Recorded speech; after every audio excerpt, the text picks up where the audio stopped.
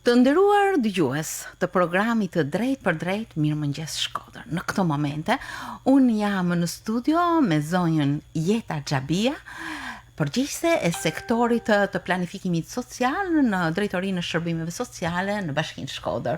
Mirëmëngjes Jeta, mirë se keni ardhur në studion tonë. Mirëmëngjes Merita. Kënaqësi të rikthehem edhe një herë. Po, sepse ju tashmë jeni një mikje e programit tonë, her pas here trajtojmë probleme që lidhen me shërbimet sociale, me qendrat komunitare ku ju i keni ngritur me shumë kujdes si sektor dhe ju jeni në drejtim të këtij sektori, por ditët e fundit ju keni ndërmarrë një sër aktivitetesh të përfshira në ditë të aktivizmit për parandalimin e dhunës me bazë gjinore. Natyrisht, kur thuhet ditë të aktivizmit, gjithmonë mendja të shkon në shumë aktivitete, në një furi të madhe lëvizjesh që kanë të bëjnë me këtë temë. Çfarë mund të më thoni për këtë? Po, me 25 nënor në fakt për çdo vit ne shënojmë ditën ndërkombëtare të kundër dhunës me bazë gjinore. Është një ditë që promovohet aktivitete të ndryshme për të ndërgjegjësuar komunitetin kundër këtij fenomeni, pra kundra fenomenit të dhunës me bazë gjinore dhe dhunës në familje. Dhe gjithashtu kjo ditë shënon edhe fillimin e 16 ditëve të aktivizmit ku ne planifikojmë një kalendar të ngushtë aktivitetesh në Bashkinë e Shkodrës, në territorin e Bashkisë së Shkodrës, dhe të gjitha këto aktivitete kanë për synim që ne të informojmë, të ndërgjegjësojmë, të orientojmë komunitetin e gjerë për shërbimet që ofrohen në kuadër të dhunës në familje, për mbështetjen e viktimave të dhunës në familje dhe për fuqizimin e viktimave të dhunës në familje.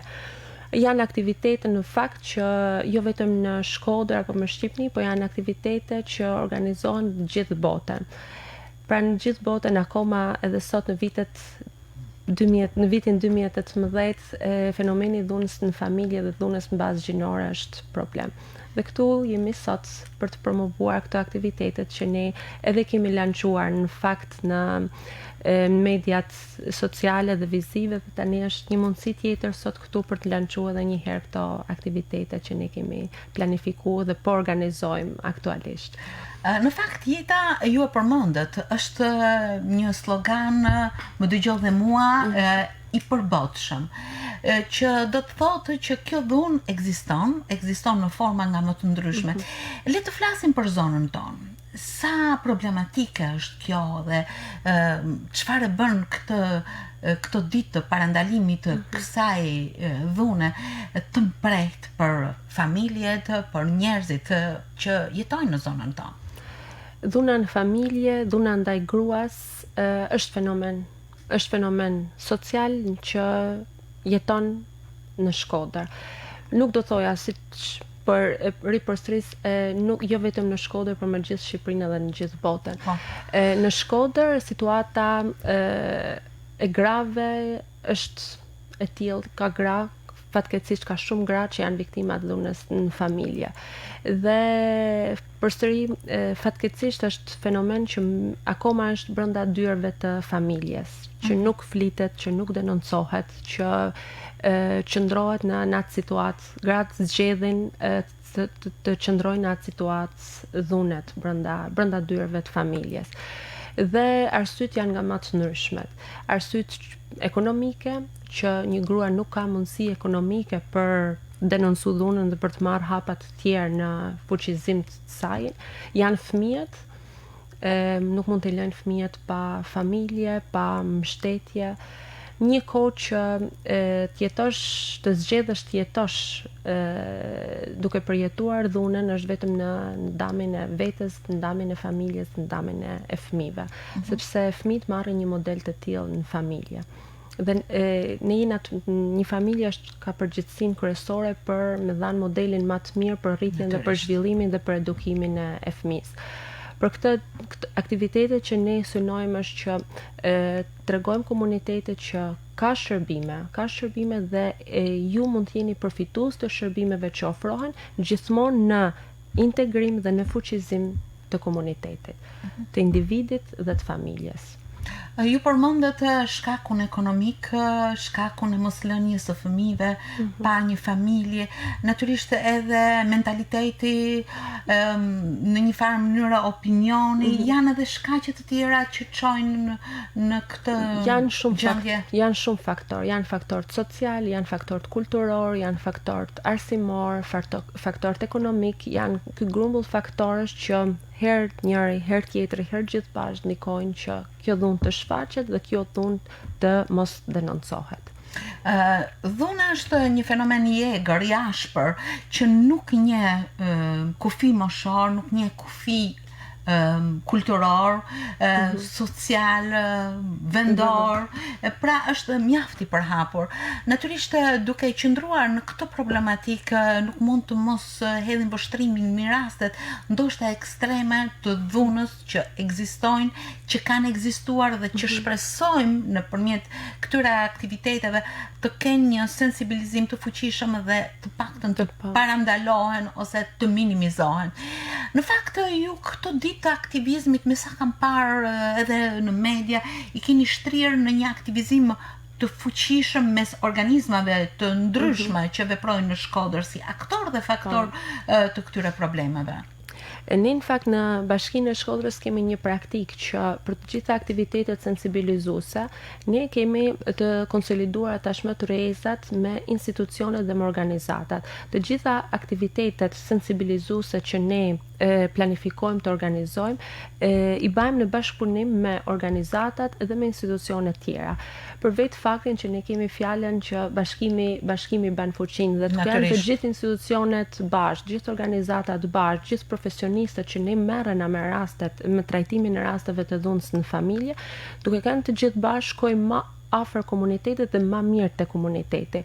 Për këtë ne edhe kalendarin e aktiviteteve e kena konsultu dhe kena organizu dhe planifiku në bashkëpunim me institucionet, me policinë, me drejtorinë arsimore, me drejtorinë e shëndetit publik dhe me organizata që veprojnë në Shkodër, që është Gruaja te Gruaja dhe Qendra Grus Hapat e Lehtë. Secili prej nesh ka aktivitete të veçanta dhe ne jemi tek aktivitetet e secilit për të treguar që ne na bashkë kundër këtij fenomenit. Dhe gjithashtu për me kriju edhe besimin te komuniteti, te gratë të cilat janë viktima të dhunës në familje, që mund të drejtohen si në organizatë, si në një institucion shtetëror, por vetëm të drejtohen dhe të çojnë zanin e tyre kundra këtij fenomenit apo kundra përjetimit që dhunues që ato kanë në familje. Mund të hapim paksa kalendarin e këtyre veprimtarive 16 ditë të këtij aktivizmi. Shkodra është territori gjanë, nuk është vetëm zona urbane, po janë edhe njësitë administrative në zonat rurale. Dhe ne pa fillu ditë aktivizmi, kena fillu që në fillim të muajit nënor për me bërë takime sensibilizuese me komunitete, me gra dhe me fëmijë të shkollave në njësitë administrative.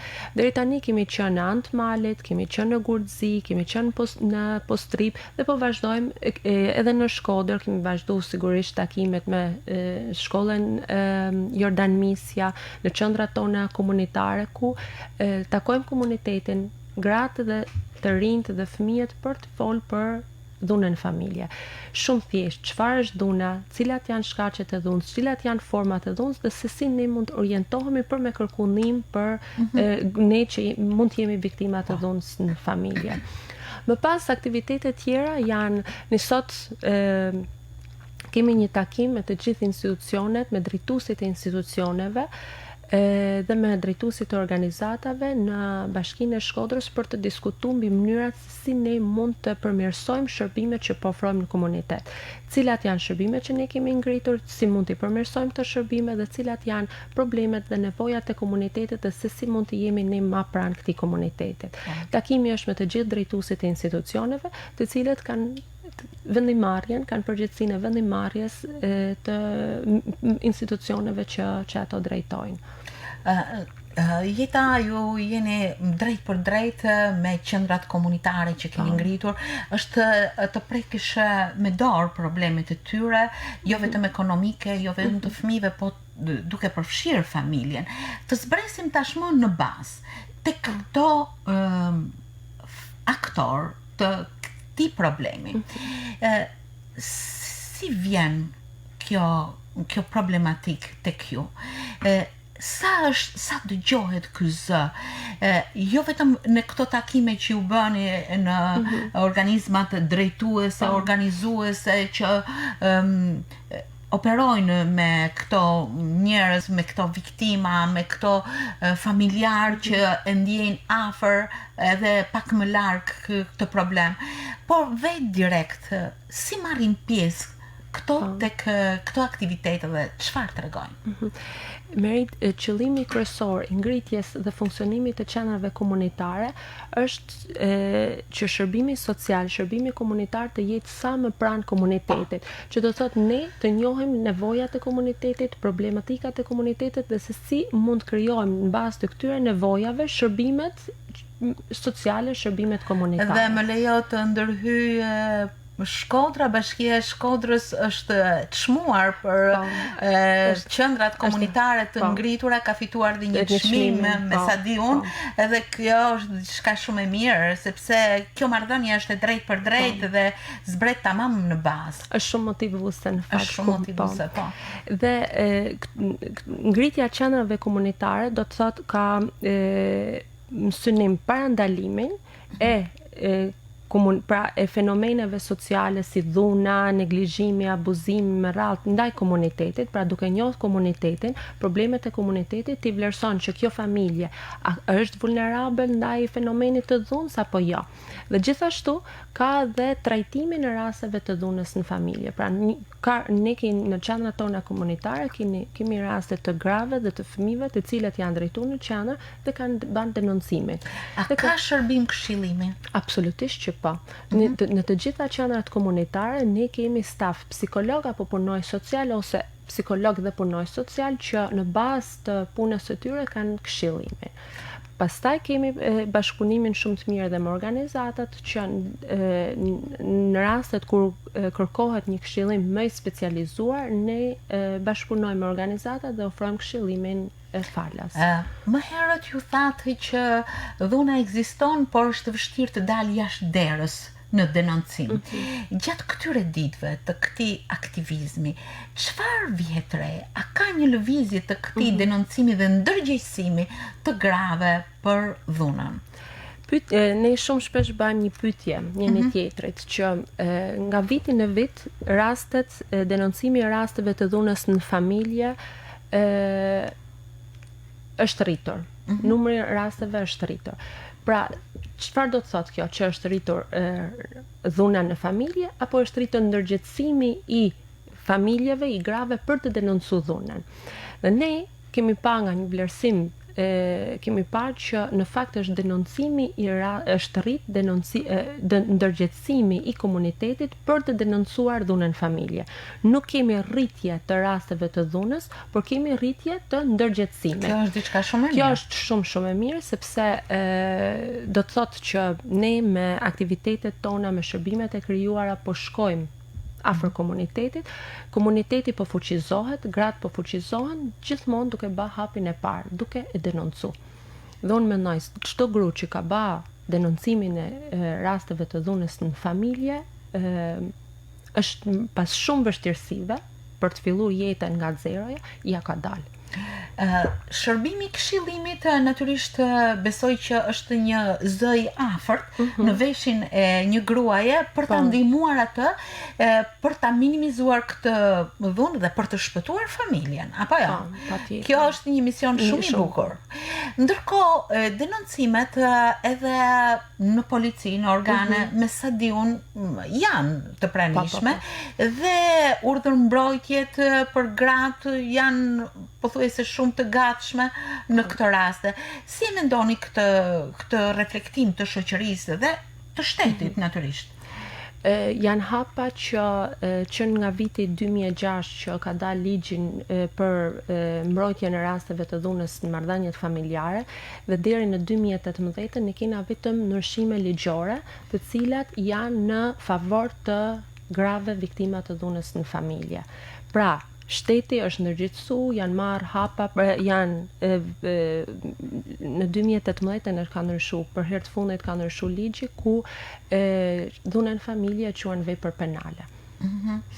Pra, gjithsesi është zëri juaj i shoqërisë civile, por edhe i organizmave të tjerë që është ndërgjegjësimi mbar komunitetit, i thoja unë, duke filluar nga instancat më të larta shtetërore deri tek edhe te komuniteti, duke parë që komuniteti kërkon dhe është shumë e rëndësishëm që të denoncojnë. Më herët ju përmendët faktorin ekonomik si një ndër faktorët pengues të denoncimit të kësaj dhune. Çfarë masash duhet të marrë organizmat të ndryshme, punëdhënësit në mënyrë që të mbështesin këto viktima dhe nga ana ekonomike, në mënyrë që ata të jenë zot të vetës, jo vetëm për fuqinë e tyre ekonomike, por edhe të ndërgjegjësimit se kjo dhunë nuk duhet të pranohet. Janë marrë disa masa, si që thash nga ndryshimet ligjore që kanë ndodhur, së fundmi çdo grua e cila pajiset me një urdhër të menjëhershëm mbrojtjet apo urdhër mbrojtjet, merr një ndihmë, një asistencë nga shteti, vetëm duke dorëzuar urdhrin e menjëhershëm mbrojtjes, pra vendimin e gjykatës ose urdhrin e menjëhershëm mbrojtjes apo urdhrin e mbrojtjes. Ne kemi kriju lehtësira që gratë të cilat janë viktima dhunës në familje, që të kanë denoncuar dhunën në familje dhe kërkojnë që të punësohen, ne përveç se bajmë orientimin për punësim dhe luftojmë që të gjejmë një punë për gruan, mundohen kena kriju shërbimin që për fëmijët në moshë qerdhe apo në moshë të kopshtit t'i ofrojmë pa pagesë kopshtin apo qerdhen për fëmijën e tyre, në mënyrë që ta lehtësojmë sado pak nga shpenzimet e domosdoshme që ka si familje. Gjithashtu ofrojmë mbështetjen me këshillim psikologjik, me orientim për kurse profesionale, pra bëjmë një vlerësim fillestar të nevojave të rastit dhe mundohen që në bazë të atij vlerësimit të përmbushim nevojat që ka familja. Ju thatë se sot keni një takim për përmirësimin e punës në dobi të familjeve që kanë probleme me dhunën. Ku konsistojnë dhe si mendoni ju t'i paraqisni sot në pa dekonspiruar atë takim që ju keni, por gjithsesi këto janë probleme që ju kanë lindur për përmirësimin e punës? Faktikisht denoncimi i rasteve të dhunës në familje nuk njeh orar dhe institucionet shtetërore punojnë një orar të caktuar, orarin zyrtar. Ne duhem të diskutojmë se si mund të gjejmë një mënyrë bashkëpunimi, koordinimit të rasteve të cilat ndodhin pa orar, jashtë orarit zyrtar apo fundjavave. Duam të diskutojmë se si mund të jemi sa më afër viktimës, sa më pranë viktimës në situatën më emergjente që ajo është në momentin që bën denoncimin e dhunës në familje. Sepse në moment nga eksperjenca e përditshme punës kemi kuptuar që situata më emergjente është momentin që viktima denoncon dhunuesin. Dhe duam të koordinojmë punën që të jemi sa më pranë viktimës, me sa më shumë institucione, me sa më shumë shërbime. Kjo është natyrisht një ndihmë shumë premtuese. Ndërkohë, me sa di, në Shkodër ekziston edhe një qendër këshillimi për burrat. Çfarë është kjo qendër? Kjo është një qendër, në fakt që është zyra për djemë dhe burra, ngritur nga organizata Gruaja te Gruaja, dhe edhe ky shërbim ka dalë si nevojë e shërbimeve në kuadër të çështjeve të dhunës në familje. Ne jemi marrë gjithmonë shumë me pasojën, pra me viktimen, dhe kemi lanë mënjan dhunuesin, që do të thotë si dhunuesi, si viktima ka nevojë për shërbime paralele. Dhe kështu është kriju edhe qendra për zyra për djemë dhe burra, e cila këshillon dhunuesit, të cilët janë dhunues sistematik të rasteve ndaj bashkëshortëve, ish-bashkëshortëve, partnerëve të tyre. Janë persona të cilët kanë probleme me alkoolin, kanë varësinë ndaj substancave, kanë probleme të ndryshme sociale që psikologët e kësaj qendre, kësaj organizate i trajtojnë. Sipas informacioneve që ju keni, si ka qenë ecuria në këtë linjë këshillimi? Ka patur rezultate në përmirësimin e këtyre personave?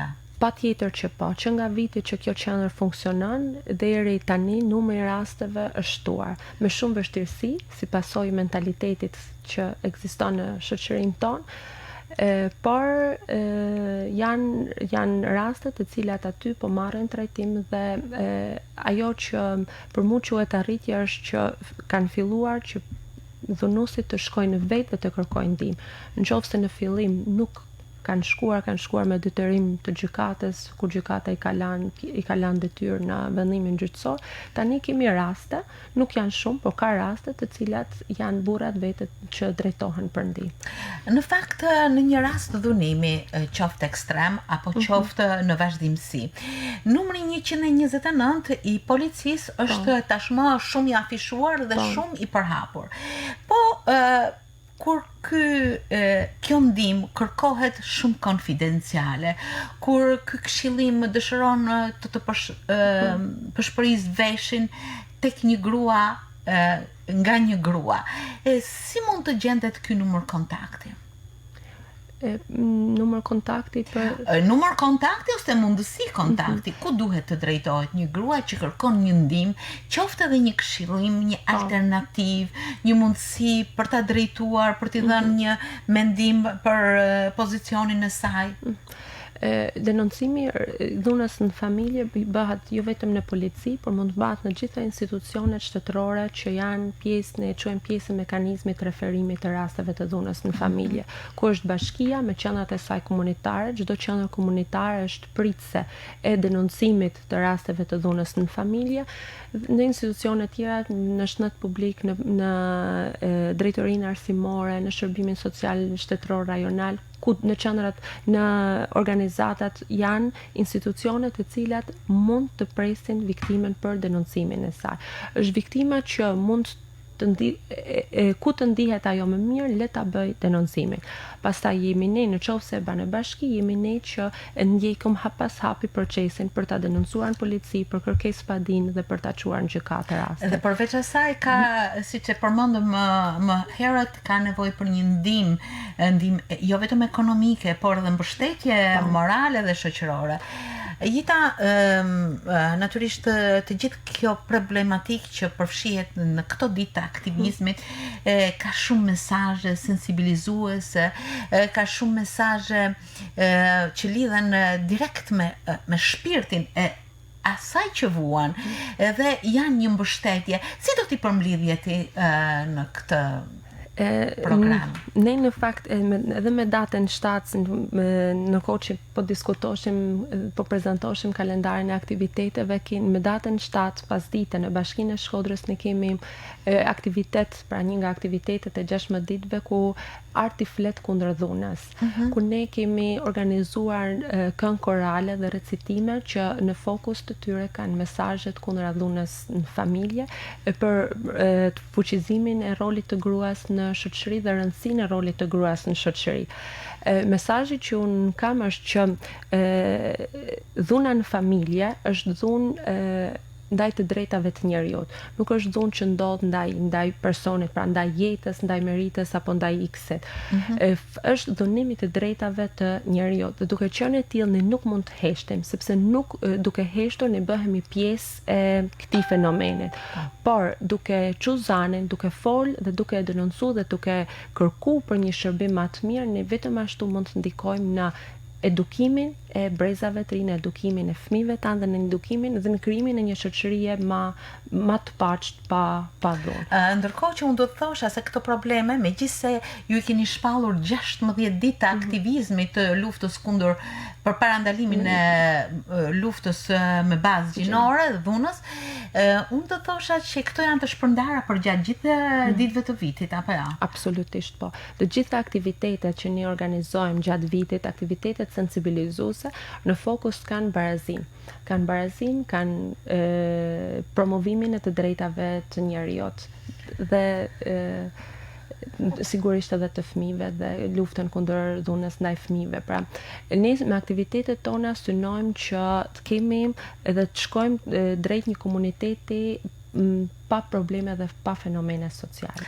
Duke qenë në një sektor ku ju punoni, natyrisht unë do të shprej konsideratën time për ju dhe stafin tuaj që me aktivitetet të shumta, si që kemi pasqyruar edhe në Mirëmëngjes Shkodër edhe në programet tona të radios, keni qenë gjithmonë në jo vetëm në fokusin e të gjitha këtyre problemeve, por keni organizuar me shumë kreativitet aktivitete të ndryshme që promovojnë vlerat e familjes, promovojnë vlerat e gruas, që stimulojnë fëmijët, që natyrisht përmbledhin shumë aktivitete të përbashkëta që në fund të fundit çojnë ujë, si thuash, në një familje të shëndetshme, një familje që përpiqet të minimizoj problemet, natyrisht problemet ekzistojnë sepse jetojmë në një shoqëri ku ato janë shpeshherë dalin të mprehta, herë më të buta, herë më të fshehta,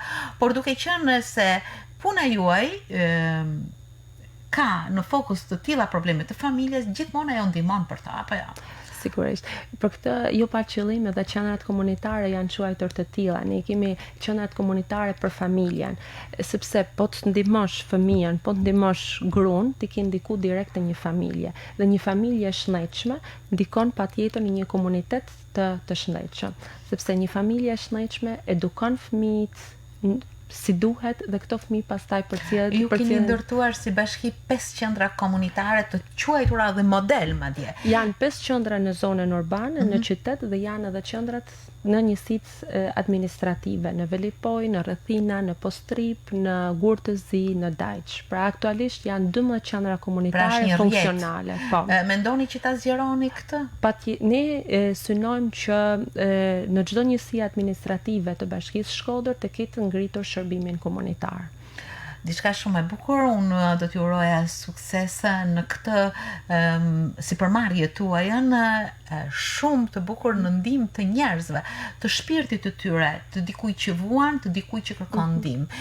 Dhe me këtë sensibilizim që ju arrini të bëni, shpresojmë që ky problem të ketë një ndërgjegjësim tek komuniteti, tek shoqëria jonë. Jeta, po? Edhe ne sot ishim këtu për gjithmonë në sloganin "Më dëgjoj edhe mua", që komuniteti, ato që na kanë ndjekur sot në emisionin tuaj, janë të bashkohen me thirrjen tonë "Më dëgjoj edhe mua" për kundra dhunës në familje.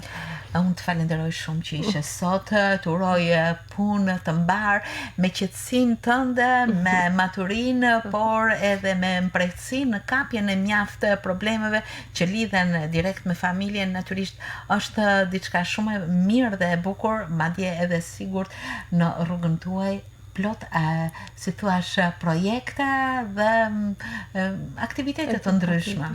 Faleminderit Jeta. Faleminderit.